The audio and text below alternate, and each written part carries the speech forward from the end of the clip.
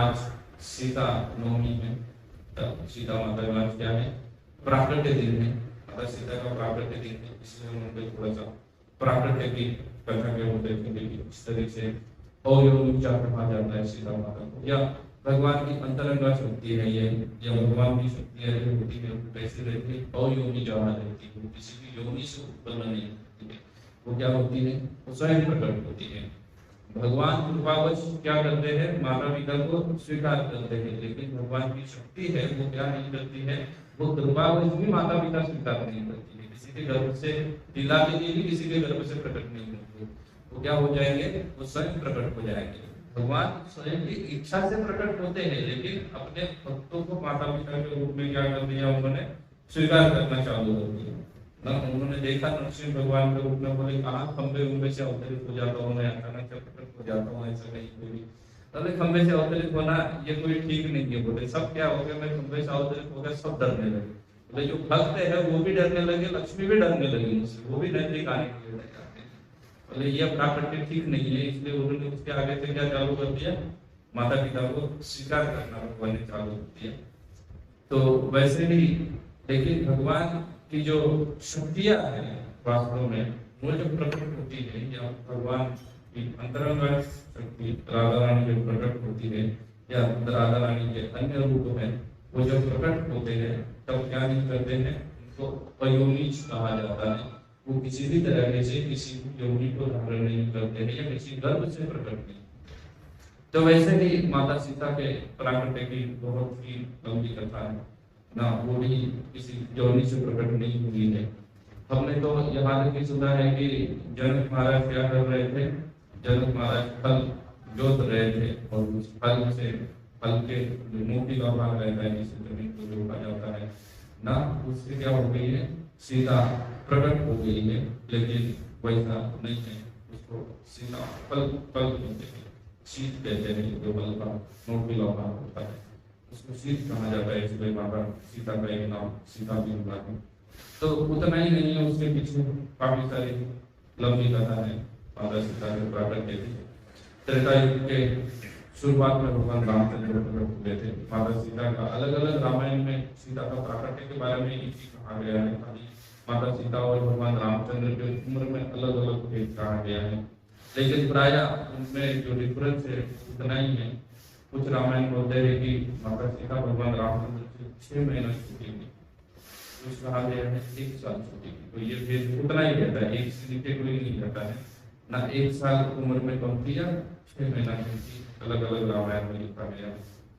हम प्राय प्रभुपाद जी वाल्मीकि रामायण को क्या कहते हैं, मुख्य मानते हैं। प्रभुपाद जी की ये बहुत ही उसकी स्वयं की सादर इच्छा थी कि वो रामायण और महाभारत के ऊपर क्या करे, अपना साफ करे लिखे। प्रभुपाद जी का एक कन्वर्सेशन है जिसमें प्रभुपाद जी को बोलते हैं कि मैं क्या करना चाहता हूँ, महाभारत आपको लिखने के ऊपर भी लिखना चाहता हूँ, रामायण के ऊपर भी मैं लिखना चाहता हूँ, महाभारत के ऊपर भी लिखना चाहता हूँ। ऊपर से महाभारत का जो प्रभुपाद जिसको ये मानते थे, प्रभुपाद मानते थे कि महाभारत जितने सारे वैसे तो राष्ट्रीय ग्रंथ है, लेकिन उसका जितने लोगों ने भाषांतर किया है उसमें सबसे जो अपराध भाषांतर है उसको मानते थे मध्वाचार्य महाभारत तात्पर्य। तो उसके ऊपर भी प्रभुपाद जी अपनी टीका लिखना चाहते थे, लेकिन प्रभुपाद के पास उतना समय नहीं रहा। जब प्रभुपाद के पास समय होता था तो ये सभी के ऊपर टीकाएं लिखते थे, और फिर हम लोग देखिए अभी जितना है उतना ही पढ़ के हो नहीं रहा है, और प्रभुपाद जी अन्य चीजों के ऊपर और टीकाएं लिखते तो क्या हो जाता था,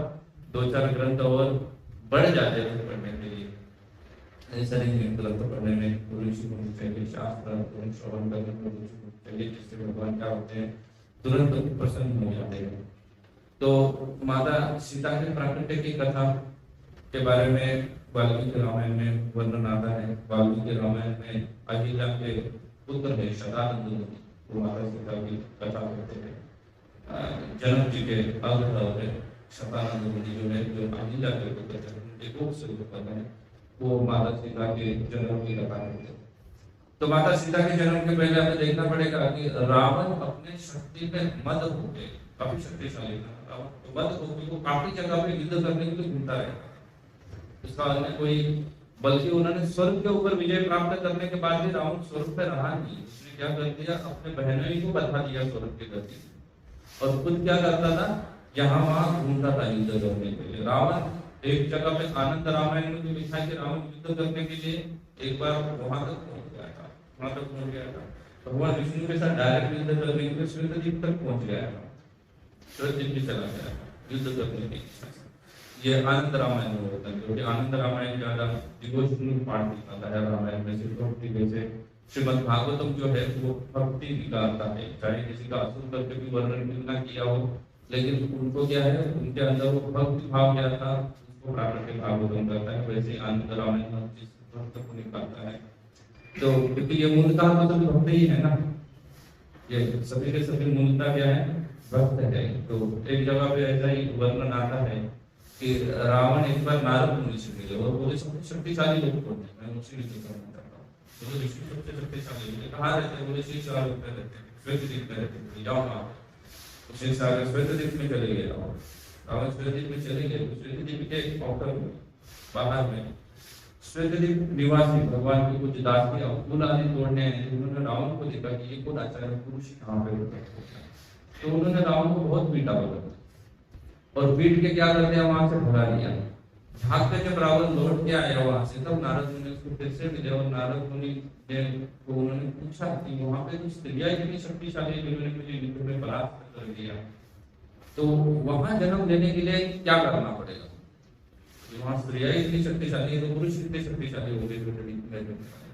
तब नारद मुनि ने कहा था कि जिनका भी भगवान विष्णु के द्वारा वध होता है, जिनका भी विष्णु द्वारा वध होता है, तो कभी वध नहीं होगा, और तो भाई वध होगा, वो सभी कहाँ जन्म लेते हैं, श्वेतद्वीप में जन्म लेते हैं।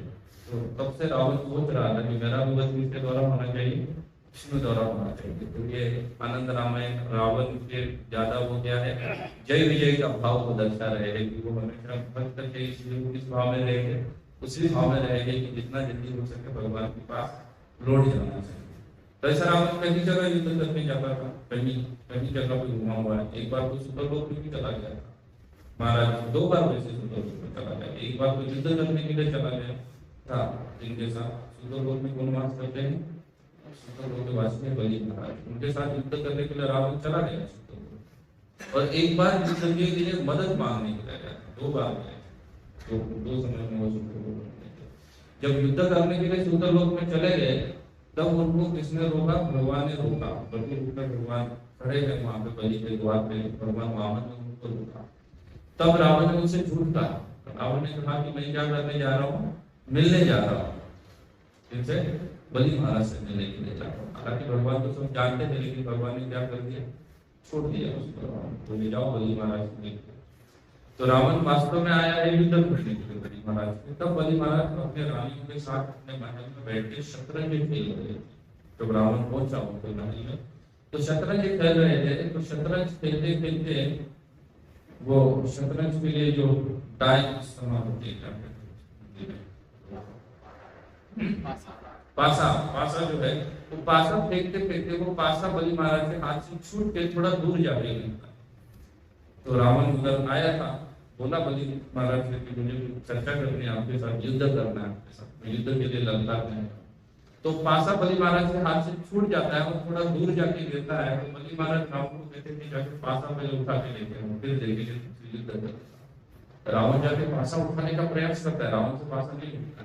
रावण अपनी 20 भुजा और 10 सर को प्रकट करके पासा उठाने का प्रयास करता है, थोड़ा सा पासा उठा लेता है और पासा फिर से गिर जाता है। इसके नीचे रावण के हाथ के आ जाते हैं, पूरा चटनी बन जाता है रावण के हाथ। रावण जोर से चिल्लाने लगता है, रोने लगता है। तो उसका क्रंदन सुन के बलि उनके तरफ ध्यान नहीं देते, वो तो अपनी इनके साथ है, अपनी पत्नियों के साथ खेल में ही व्यस्त है, उसी की चर्चा कर रहे हैं। तो एक दासी वहां पे आ जाती है, वो पासे को उठा दिया और रावण को पीटती है। वो मुझसे सारा सिंपल से सेवा राजा ने बोली है, बोली महाराज ने पासा उठा रहे हो, इतनी नहीं कर पा रहे हो ना, कैसे सेवक हो। वो तो जानते हैं कि ये सेवक भी बोल है, लेकिन इसको उठाने के लिए बोला है, तो ये सेवक होगा। उसको पकड़ के पीटती है और पासा उठा के इसको दे देती है, बलि महाराज को देती है। रावण सोचता है कि मैं ये पासा नहीं उठा पाया, जिससे ये खेल रहा था, अभी मैं इसके साथ युद्ध क्या करूंगा। रावण बड़ा नम्र बन जाता है, लेकिन क्या करे, वो बलि रानी को कहते हैं कि इसको क्या करो, इसको सेवा में लगा दो, पहले सेवकों को कहते इसको सेवा में लगा। तो वो जो दासी है वो उसको पकड़ के कुछ सैन्य के पास देती है। सैन्य रावण को अलग अलग तरीके से इंटरव्यू लेते हैं, तो रावण हर चीज के लिए मना करता है। तो ये चीज आती है तुम्हें काम बोला नहीं आता, ये काम आता है तो कोई काम नहीं आता। तो फाइनली वो सोचते हैं कि ये कुछ काम का तो है नहीं, तो उसको घोड़ों की लीड उठाने के कार्य में लगा दिया जाता है। तो रावण हर दिन सर के ऊपर घोड़े की लीड उठाता था और 9 रुपए के बाहर जाके फेंक के आता था। जब रावण नगर के बाहर लीड फेंकने जाता था ना, तो नगर के बाहर एक दिव्य पुरुष को बैठा देखता था और वो रावण की तरफ देख के मुस्कुराता था। रावण एक साल तक, रामायण लिखते हैं कि 1 साल तक रावण ने यही कार्य किया और रावण आश्चर्य हुआ कि यह व्यक्ति हर दिन मेरे ऊपर क्यों हंसता है और ये दिव्य पुरुष लग रहा है, ये बाकी की तरह नहीं। रावण एक दिन जाकर उनको प्रणाम करते हैं और उनको अपना क्या सुनाता है, दुख सुनाते हैं। तो वो दिव्य पुरुष और कोई नहीं थे, बोलते स्वयं भगवान वामन देव थे। उनको बड़ी दया आती है रावण के ऊपर। वो रावण को क्या कहते हैं, ठीक है मैं मदद करता हूँ तुम्हारे यहाँ से भागने में, तुम क्या हो जाओ यहाँ से निकल जाओ। ऐसा बलि महाराज की मदद से रावण 70 लोगों से बड़े मुश्किल से भाग खड़ा हो जाता है। तो ये तो एक बार गया था। उसके और एक बार रावण को मदद मांगने गया था बलि महाराज से, लेकिन हम उसकी तरफ नहीं जाएंगे। तो सीता माता की जन्म की कथा देखते हैं। खाली मैंने इसलिए कहा कि रावण सब जगह ऐसे अपने पुष्प विमान में बैठ के धीमा करता था। शतानंद मुनि माता सीता की जन्म कथा सुना रहे हैं। ये कथा माता सीता की सुनाई जा रही है जनक महाराज के आग्रह के ऊपर। वास्तव में भगवान ने धनुष आदि तोड़ने के बाद भगवान रामचंद्र ने क्या कर दिया, युद्ध करने के लिए मना कर दिया, सॉरी विवाह करने के लिए मना कर दिया। क्योंकि उन्होंने कहा मैं तो यहाँ इसलिए आया था, मैं तो विश्वामित्र मुनि के साथ आया था। और मुनिवर ने कहा इसलिए मैंने धनुष को उठा लिया था, मेरा कोई विवाह करने का ना ही कोई विचार है और मेरे अपने पिता के आज्ञा के बिना मैं कुछ किसी भी प्रकार का विवाह ही नहीं कर सकता। जनक महाराज से बड़े खुश होते हैं और वो क्या करते हैं, दशरथ महाराज को न्योता भेजते हैं।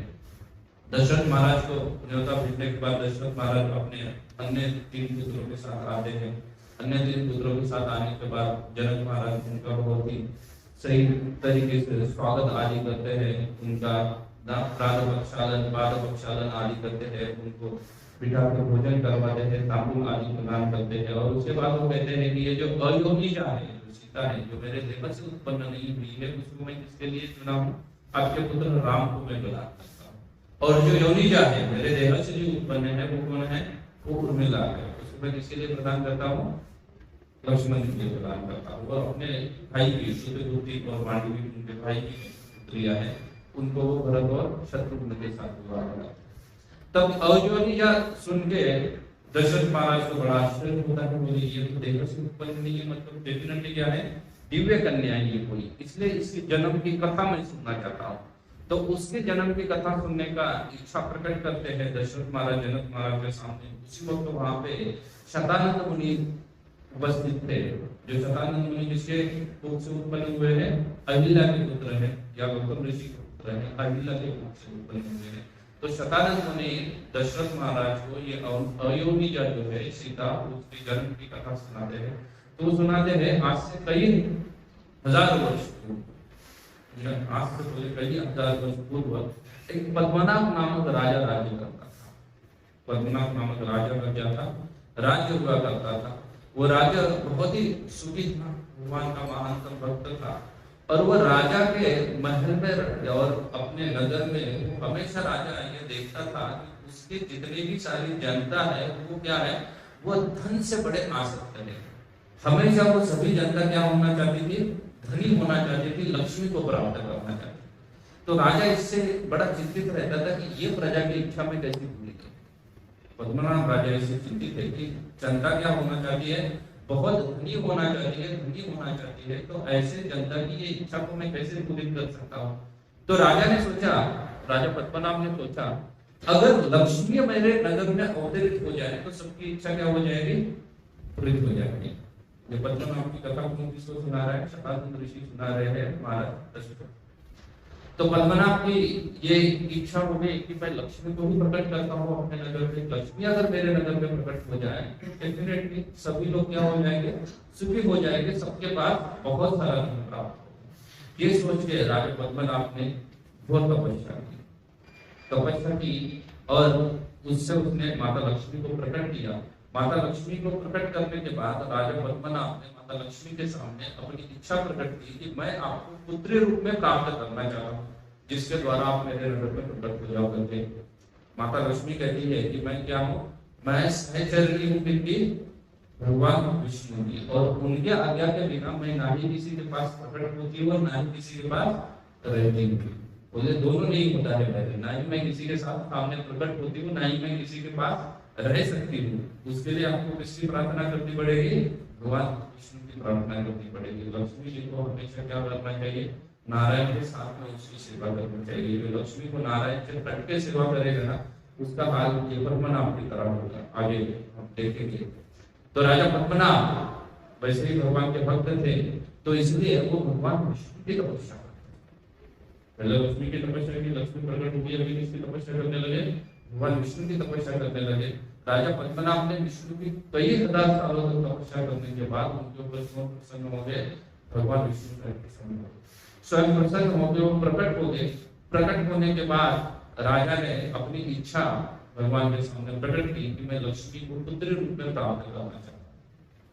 भगवान ने उनकी इच्छा जान के उनको क्या कर दिया, पुत्र रूप में जैसे ही वो प्रकट होने की उन्होंने इच्छा की, तो उन्होंने एक फल उनके हाथ में थमा दिया। इनके हाथ में, राजा के हाथ में एक फल थमा दिया, और फल थमा के भगवान विष्णु वहां से प्रकट हो गए।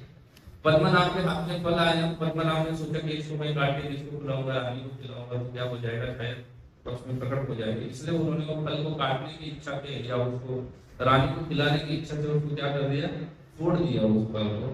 तो उस फल को जैसे उन्होंने फोड़ा तो उन्होंने उसके अंदर देखा कि उस फल के अंदर एक कन्या है, ना एक बालिका है छोटी शिशु रूप में। तब राजा ने उसको भगवान विष्णु की कृपा मान के या भगवान विष्णु की कृपा ही माता लक्ष्मी मान के उसको क्या करने लगा, उसका लालन पालन।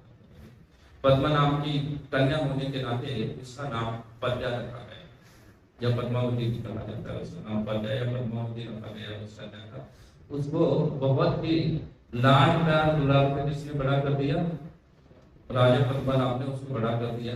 जब से ये कन्या राजा पद्मनाभ के नगर में प्रकट हुई थी, तब से सभी लोगों के मन से धन प्राप्ति की इच्छा क्या हो गई थी, नष्ट हो गई थी। क्योंकि लक्ष्मी जिससे नगर में साक्षात वास करने लगे, वो सभी के सभी धनवान बन गए थे, धन के प्रति की इच्छा उनकी नष्ट हो गई थी।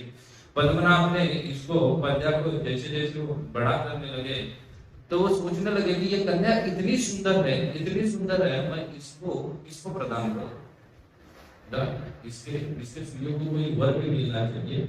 और कई सारे उसके विवाह के लिए राजा के पास क्या आने लगे थे, पहले ही प्रस्ताव आने लगे थे। देव, दानव, गंधर्व, पर्वत, समुद्र आदि के देवता या प्रजापति आदि सभी लोग उस कन्या को क्या करना चाहते थे, पति के रूप में प्राप्त करने के लिए पद्मनाभ के पास पहले से भी क्या भेज रहे थे, प्रस्ताव भेज रहे थे। पद्मनाभ ने सोचा कि ये इतनी दिव्य बालिका है, तो मैं इसका क्या करता हूँ, इसका स्वयंवर। पद्मनाभ ने स्वयंवर रचा। स्वयंवर में कई सारे राजाओं को, अलग अलग देवताओं को, सबको बुलाया गया। ऐसा दिखाया जाता है रामायण में कि उस कन्या से विवाह करने के लिए देवराज इंद्र, वरुण, चंद्र आदि भी क्या हुए थे, लालायित थे, इसलिए वो भी उस क्या हुए, स्वयंवर में आ गए। राजा ने बहुत बड़ा यज्ञ का आयोजन किया था। प्राय स्वयंवर या ऐसी परिस्थितियों में क्या किया जाता है, भगवान को पूजित किया जाता है। और त्रेता युग में भगवान को पूजित करने की क्या है, त्रेता युग में क्या किया जाता था, यज्ञ के द्वारा भगवान को प्रसन्न किया जाता था। इसलिए बड़ा यज्ञ का आयोजन किया था, यज्ञ चल रहा था। जो पद्या है या पद्मावती है, वो राजा के आसन के बाजू में बैठी थी, और राजा ने बहुत जोर से क्या कर दिया, घोषणा कर दी, क्योंकि राजा जानते थे ये साक्षात कौन है, लक्ष्मी है। इसलिए राजा पद्मनाभ ने जोर से बहुत ही लाउडली घोषणा कर दी कि जिस व्यक्ति के शरीर का रंग आकाश के समान होगा, उसको मेरी पत्नी ये जो पुत्री है क्या करेगी, पति रूप में स्वीकार करेगी। अभी शरीर का रंग आकाश के समान मिला तो सिर्फ भगवान का है, और किसी का रंग ऐसा है नहीं ना। अभी ऊपर से इतना लेट राजा ने दिया, पहले तो बताया नहीं कि स्वयंवर है तो क्या कंडीशन है, और यह कंडीशन ऐसी है कि कोई जाके अपने शरीर को रंगा भी नहीं आ सकता है नीला करके, क्योंकि लास्ट मोमेंट में बता दिया है राजा ने कि नीला वर्ण होना चाहिए, उसको ही मेरी कन्या क्या करेगी, वरमाला डालेगी। सब लोगों ने एक दूसरे की ओर देखा, पूरे सभा में नीला रंग वाला कोई उपस्थित नहीं, नीला रंग वाला कोई उपस्थित नहीं था। सब देवता और असुर सभी क्या करना चाहते थे, उस कन्या को प्राप्त करना चाहते थे। इसलिए सभी ने मिलकर क्या कर दिया, राजा के साथ युद्ध छेड़ दिया। राजा पद्मनाभ के साथ युद्ध किया। राजा पद्मनाभ तो इतने शक्तिशाली थे नहीं, इसलिए वो युद्ध में क्या हो गए, मारे गए। जैसे ही अपने पिता को युद्ध में मारा हुआ देखा, तो ये प्रजा ने सबकी नजर झुकाते हुए क्या कर दिया, उस यज्ञ कुंड में प्रवेश कर दिया। उसको अग्नि में चली गई जो प्रजा थी, और उसके पिता पद्मनाभ को मारे गए वहां पे। इन सभी राजा और राक्षसों ने मिलके और देवताओं ने मिलके पहले तो राजाओं को मारा, फिर आपस में युद्ध करने लगे, क्योंकि कोई तो परास्त होना चाहिए ना। फाइनली प्राप्त कौन करेगा प्रजा को, किसको पता तो किसी का ध्यान नहीं था कि वो पद्मावती या प्रजा है वो तो कहाँ चली गई है, यज्ञ कुंड में चली गई।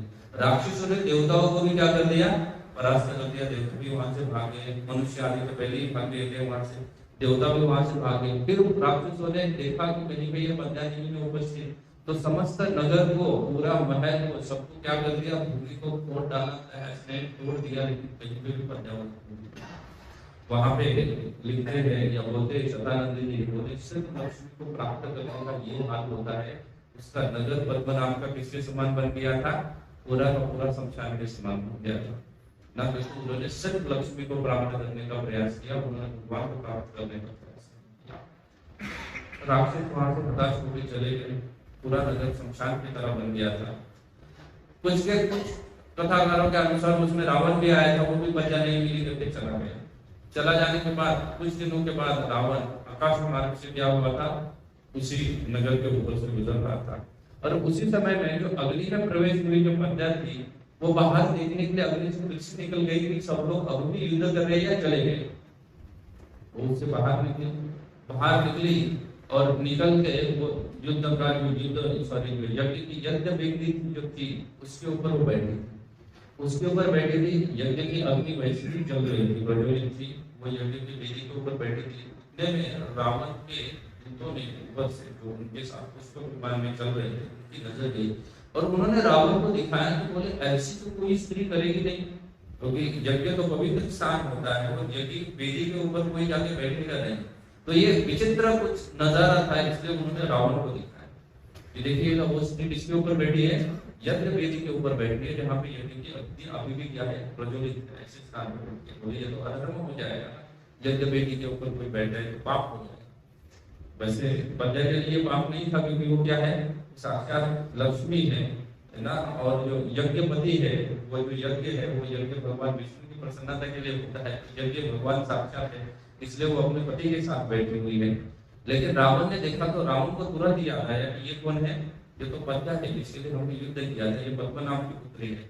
रावण तुरंत नीचे आया पुष्प विमान से, और वो प्रजा को पकड़ने के लिए जाता ही था, उसको अपने साथ लेने के लिए, उतने में प्रजा ने क्या कर दिया, फिर से वो यज्ञ कुंड में प्रवेश कर दी। रावण ने देखा कि ये प्रजा यज्ञ कुंड में प्रवेश कर दी है। रावण ने बहुत सारा पानी मंगवाया, बहुत सारे घड़े पानी मंगवाए, और क्या कर दिया, यज्ञ को बुझा दिया। और सोचा कि मैं ये प्रजा को उससे बाहर निकालूंगा। यज्ञ को उसने बुझाया, और वो प्रजा को बाहर निकालने के लिए उस यज्ञ की जो राख है उसने ढूंढने लगे, तो उनको प्रजा तो नहीं मिली, उनको 5 अलग अलग प्रकार के रत्न मिले। उन 5 रत्नों को साथ में लेकर रावण वहां से लंका चला गया, प्रजा तो उसको मिली नहीं। उन 5 रत्नों को रावण ने एक संदूक में रख के, रावण भी वैसे रावण नास्तिक नहीं था, आजकल के जो लोग हैं वो बड़े रावण को भी खतरनाक है, रावण आस्तिक था, वो नास्तिक नहीं था। तो उसने जहाँ पे भी भगवान शिव की पूजा आदि करता था अपने घर में, वहां पे उस संदूक को जिसमें ये रत्न थे उसको रख दिया। और शाम रात के समय में रावण जब अपनी पत्नी किनके साथ था, अपनी पत्नी मंदोदरी के साथ बैठा हुआ था, तब रावण ने मंदोदरी को कहा कि मैंने आपके लिए क्या लाया हूँ, कुछ विशेष ऐसे रत्न लेके आया। वो कहाँ पे रखे, उस संदूक में भगवान के बाजू में रखे, जाओ आप उसको लेके आओ, उस संदूक को लेके आओ। तो मंदोदरी गई, उस संदूक को उठाने का प्रयास किया, तो उस संदूक को उठा नहीं, उसने बहुत प्रयास किया लेकिन उसको उठा नहीं पाई। उसने बड़ी लज्जित होकर उसने आके रावण को कहा, मुझसे तो उठाया नहीं जा रहा है, आप ही क्या करो, उसको लेके आओ। रावण अपने बिस्तर पे लेटा हुआ था, वहां से उठा, संदूक को जाकर उठाने का प्रयास किया, लेकिन इस बार तो वो संदूक किससे नहीं उठ रहा था, रावण से भी नहीं उठ रहा। रावण ने बड़ा प्रयास किया उसको उठाने का, वो रावण से भी उठाने का। रावण ने अन्य अपने मंत्री आदिगणों को उठाया और उसको बड़े ही मुश्किल से उस संदूक को उठा के वो कहा कमरे में लेके आया। जब इतना भारी संदूक था तो रावण भी आश्चर्यचकित हो गया, तो इसमें तो मैंने 5 रत्न रखे थे, संदूक इतना भारी कैसे हो गया। तो रावण ने अपने नौकरों द्वारा उस संदूक को खुलवाया। जैसे ही संदूक खुलवाया तो रावण ने अंदर देखा तो उन्हें उसके अंदर एक बालिका, छोटी बच्ची है। तब उस बालिका को देख के रावण तो समझ नहीं पाया कि ये बालिका कौन। तो मंदोदरी ने रावण को पूछा कि इसको कहाँ से उठ के लेके आया, आप तो बोले कोई रत्न है करके, लेकिन इसके अंदर तो कोई रत्न नहीं है, ये बालिका है। तब रावण ने पूरा वृत्तांत सुनाया। कौन सा वृत्तांत सुनाया? राजा पद्मनाभ था, इसकी एक सुंदर कन्या थी जिसका नाम पद्या था, उसका स्वयंवर होने वाला था। उस स्वयंवर में युद्ध हो गया, राजा मारा गया, राजा का पूरा नगर जो है इसमें परिवर्तित हो गया, वो पूरा संसार में परिवर्तित हो गया। ये सब कथा सुन के जो सती स्त्री है तब मंदोदरी, उन्होंने कहा राजा को या रावण को कहा कि इस कन्या को मत रखना यहाँ पे, ये कन्या जो है ये वही पद्मनाभ की कन्या लग रही है जो अभी क्या है बालिका रूप में प्रकट हो गई है। ये पहले ही अपने एक पिता को क्या कर दिया है, वो निगल चुकी है, उसका राज्य को नष्ट कर दिया। अगर इसको हम पालन करेंगे, लालन पालन करने के लिए यहाँ रख देंगे लंका में, तो क्या कर देगी ये लंका को भी नष्ट कर देगी। इसलिए ये कन्या यहाँ पे नहीं चाहिए, इसको क्या करो तुरंत यहाँ से निष्कासित कर दो, इसको कहीं पे छोड़ के चले आओ। तो रावण समझ गया, कभी कभी मंदोदरी का सुनता था, हमेशा नहीं सुनता था, लेकिन अभी तो समझ गया क्योंकि पहले ये कन्या वहां पे पद्मा के नगर में थी तो उसका भी नगर नष्ट हो चुका था, तो यहाँ पे इसका भी नगर नष्ट हो जाएगा करके उसने वो संदूक बंद करवाया। बहुत ही मुश्किल से उसको उठा के उसको विमान में रख दिया और क्या कर दिया, अपने सभी जितने दूत थे उनको कहा कि इसको समुद्र के उस पार कहीं जंगल में छोड़ दिया, इसको यहाँ लंका में मत। तो जंगल में छोड़ के आने के लिए जब उन्होंने आदेश दिया तब पर इसने मंदोदरी ने साथ में यह आदेश दिया कि बोले ये कन्या किसी को प्राप्त नहीं होनी चाहिए, क्योंकि ये कन्या जिसको भी प्राप्त होगी उसका क्या हो जाएगा, उसका साम्राज्य आदि नष्ट हो जाएगा। क्योंकि लक्ष्मी को सिर्फ प्राप्त करने का कोई प्रयास करेगा तो लक्ष्मी चंचल है, उससे भय उत्पन्न होता है, लोभ शोक और बाद में मरण उत्पन्न हो सकता है। इसलिए ये कह रहे थे मंदोदरी की इसको क्या करना, तो इसको जमीन के अंदर क्या करना, जमीन के अंदर गड्ढा करके उसके अंदर गाड़ देना, इसको ऐसे ही बाहर मत छोड़ना, इस संदूक को बंद करके इस कन्या को वहां छोड़ देना। क्योंकि मंदोदरी कही थी कि जो जितेंद्रिय है और जो गृहस्थ आश्रम में रहने के बाद भी चराचर सृष्टि को क्या देखता है, आत्मा समान देखता है, उसी के पास ये रह सकती है, अन्य किसी के पास ये नहीं रह सकती। जो क्या होना चाहिए, जो जितेंद्रिय होना चाहिए और गृहस्थ आश्रम में रहकर भी जितेंद्रिय होना चाहिए। गृहस्थ आश्रम में होने के बावजूद भी उसमें क्या रहना चाहिए, समस्त चराचर सृष्टि को आत्म सम देखना चाहिए, उसमें कोई भेद नहीं करना चाहिए। भगवान भगवत गीता में बोलते हैं पंडिता समदर्शिना, पंडित क्या होता है, समदर्शी होते हैं, भगवान के भक्त होते हैं। तो मंदोदरी कहेगी उसी के पास ये रह सकती है, बाकी किसी के पास ये रह नहीं सकती, और फिर इसको प्राप्त भी कर ले तो क्या हो जाएगा, उसका सर्वनाश हो जाएगा। इसलिए उसको नीचे जमीन में गाड़ दो। रावण के दूतों ने यही किया, फोटो वोटो निकाल के व्हाट्सएप पे भेजो उनके कि हमने अपना टास्क कंप्लीट किया है सर, रावण को बताने के लिए, और चले गए। बोले वो जमीन जो है, ये शतानंद जी कह रहे हैं कि वही जमीन जो टुकड़ा है वो टुकड़ा जनक महाराज ने एक ब्राह्मण को दान में दे दिया।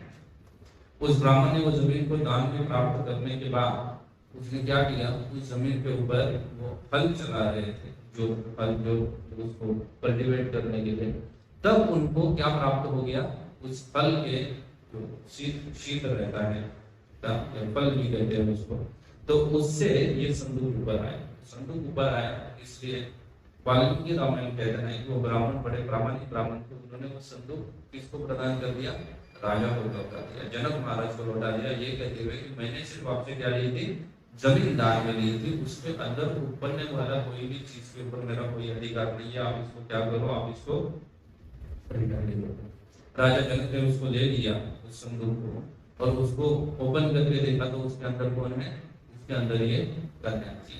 इसलिए राजा ने उसको क्या कर दिया, उस कन्या को लालन पालन जनक महाराज ने किया। जनक महाराज ने उसका लालन पालन किया, इसके महाराज जानकी नाम से जानकी फल से या सीत से उत्पन्न हुई, इसलिए उनका नाम सीता हो गया।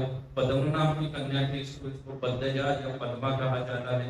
धरनी से उत्पन्न नहीं हुई है, इसलिए उसको क्या कहा जाता है, धरनी से कहा जाता है। ऐसे अलग अलग नाम है। इस तरीके से माता सीता कहाँ प्रकट होगी, जनक नंदिनी तक के जनक महाराज के पास। तो ये माता सीता की पूरी जन्म की कथा है। तो कई बार कई सारे लोग बोलते हैं कि वो रावण की पुत्री थी, बाद में थी। तो वास्तव में वो रावण की पुत्री नहीं थी, वो ऐसे रावण के पास पहुंची थी जो कि पद्मनाभ की पुत्री थी। और वो ऐसी एक्सीडेंटल कहाँ पहुंच गई थी, रावण के पास गई थी। और रावण ने फिर से उसको क्या कर दिया था, भिजवा दिया था। मंदोदरी ने उसको भिजवा दिया था, फिर से लौटा दिया था। मंदोदरी जानती थी कि इसने क्या किया है, पहले ही बहुत सारा उसने प्रलय कर दिया है पद्मनाभ के पास, तो हमारे पास ना हो गए, इसलिए सीता को उन्होंने लौटा दिया था। माता सीता की कई सारी लीला है, लेकिन हमारे पास उतना समय नहीं है। एक समय में माता सीता अपने महल के ऊपर शाम के समय में भगवान रामचंद्र के साथ वहां के जो बाजार था उसका नजारा देख रही थी। तो उतने में उनकी नजर पड़ जाती है स्त्री के ऊपर, जो नग्न पेश में उस बाजार में घूम रही थी और भिक्षा मांग रही थी। तो माता सीता ने अपने दासों से कहकर उस स्त्री को बुलाया। उस स्त्री ने कहा कि मेरे पति जो क्या है वो तो संन्यास लेके चल दिए, और मेरा पास कोई साधन नहीं है, इसलिए मैं निर्वस्त्र हूँ, मेरे पास कपड़े तक खरीदने के लिए पैसे नहीं। तो माता सीता ने उनको 1,00,000 सुवर्ण मुद्रा प्रदान की थी। और उसके बाद उन्होंने दूतों को लक्ष्मण के पास भेजा माता सीता ने, और लक्ष्मण को कहा था कि आप पृथ्वी भर में जितने सारे राजा है उनको सबको कह दो कि कोई भी स्त्री के पास उसके पास इनफ कपड़े होने चाहिए जितना वो क्या कर सके, अपने शरीर को ढक सके। और उस स्त्री के पास उतना धन होना चाहिए जितना कि क्या हो, वो अपना उदर निर्वाह कर सके। तो इसलिए समस्त राजाओं को ये बता दिया जाए कि उनके घर, उनके राज्य में कहीं भी और कभी भी स्त्री को भिक्षा मांगने की आवश्यकता ना गिर जाए। और अगर ऐसे कोई स्त्री को भिक्षा मांगने की आवश्यकता गिरती है, इसका मतलब है कि राजा अपने प्रजा पर ठीक से ध्यान नहीं दे रहा है, और उस राजा को किसका भागी बनना पड़ेगा, रामचंद्र के विरोध का भागी बनना पड़ेगा। अगर उसके नगर में स्त्री क्या करती है, भिक्षा मांगती है। ये सभी जगह पे सीता ने क्या कर दिया था, लक्ष्मण के द्वारा उस समय में त्रेता युग में ये सब जगह पे घोषणा कर दी थी। इसलिए त्रेता युग में उसके बाद कहीं पे भी स्त्री भिक्षा या स्त्री निर्धन नहीं हुआ करती थी। तो कलयुग का समय है, कलयुग में सब क्या है, ऐसी ही अवस्था है कि कोई धर्म का पालन नहीं कर सकता है, इसलिए ऐसी अवस्था हो रही है। ऐसी माता सीता की कई सारी लीला है। माता सीता स्वयं एक बार तो रावण खुद उठा के लेके गया था। प्रथम बार वो गई थी कहाँ पे, लंका में गई थी। वो तो धोखेवश रावण उठा के लेके गया था। उसके बाद रावण जानबूझ के माता सीता को क्या कर दिया, अपहरण करके लेके गया था लंका में। तब पूरा लंका नष्ट हो चुकी थी। उसके बाद और 2 बार माता सीता लंका में चली जाती है, लेकिन उसकी काफी लंबी घटनाएं हैं, काफी सारी घटनाएं हैं। क्योंकि विभीषण कुंभकर्ण का पुत्र है, नाम है वो वो संभाव राम भगवान रामचंद्र के हाथों बच गया। उस समय में वो तपस्या के लिए गया था, जब भगवान रामचंद्र ने युद्ध किया था और वध किया था। तो उसकी तपस्या पूरी होकर जब वो आया था, तब उसने ऐसा ही वर ब्रह्मा जी से मांगा था कि जो स्त्री जो है ना, जो योनि से उत्पन्न नहीं हुई है, ऐसे किसी स्त्री के हाथों मेरा वध हो जाए। तो वो भी जानता था ऐसी स्त्री होना बड़ा मुश्किल है, कि अयोनि जाओ, किसी शरीर से जन्म। और जब उसको ये उसकी तपस्या कंप्लीट होने के बाद उसको सूचना मिली कि रावण विरोध तो सब क्या हो गए, सबके निपटा दिए भगवान रामचंद्र ने। और वहां पे किसका राज्य, अभी विभीषण का राज्य है। तब उसका नाम भूल रहा हूं मैं, उस विभीषण इसके कुंभकर्ण के पुत्र ने इनके ऊपर आक्रमण किया था, विभीषण के ऊपर। विभीषण को युद्ध में हरा दिया। विभीषण जी फिर से कहाँ पे आ गए, भगवान रामचंद्र की शरण में कहाँ पहुंचे, अयोध्या पहुंचे। तब वशिष्ठ ने रामचंद्र को कहा कि आप उसका वध नहीं कर सकते हो, क्योंकि उसको ब्रह्मा ने ऐसा दिया है, उल्टा वरदान दे के रखा है कि अयोनिजा के द्वारा ही उसका वध हो जाएगा। तब माता सीता को लेकर भगवान रामचंद्र कहाँ गए थे, लंका में गए थे। और लंका में युद्ध हुआ था, और युद्ध में माता सीता ने तीर चलाया था उसके ऊपर और उसका वध कर दिया था। तभी और एक बार, चौथी बार माता सीता कहाँ गई थी, लंका चली गई थी। जब तीसरी बार और एक चौथी बार चली गई थी माता सीता। तो ऐसी माता सीता ने जिसकी कृपा अगर भक्तों के ऊपर हो जाए तो भगवान तुरंत प्राप्त हो जाते हैं। तो ऐसे कहा जाता है कि भगवान तो स्वयं अदोषदर्शी तो है, लेकिन कभी कभार हो सकता है कि वो दोषों को देख लिए, जैसे वो राक्षस आदि सभी के क्या करते हैं, दोषों को देख लेते हैं। लेकिन भगवान की जो शक्ति है, अंतरंगा शक्ति है, माता सीता हो, लक्ष्मी, राधा रानी हो, ये तो पूर्ण रूप से अदोषदर्शी है। वो तो किसी में दोषों को देखती नहीं है, सबके ऊपर कृपा करती है। या तो सबके ऊपर कृपा करती है, इसलिए माता की कृपा अगर हमारे ऊपर हो जाए, उनका प्राकट्य दिवस में, तो अगर उनकी कृपा दृष्टि हमारे ऊपर हो जाए तो वो दिन दूर नहीं है जब हमें भगवान रामचंद्र के चरण का क्या हो जाए, शरण प्राप्त हो जाए। जय सीता माता जन्मदिन महामहोत्सव की, सीता प्राप्ति दिन महामहोत्सव की।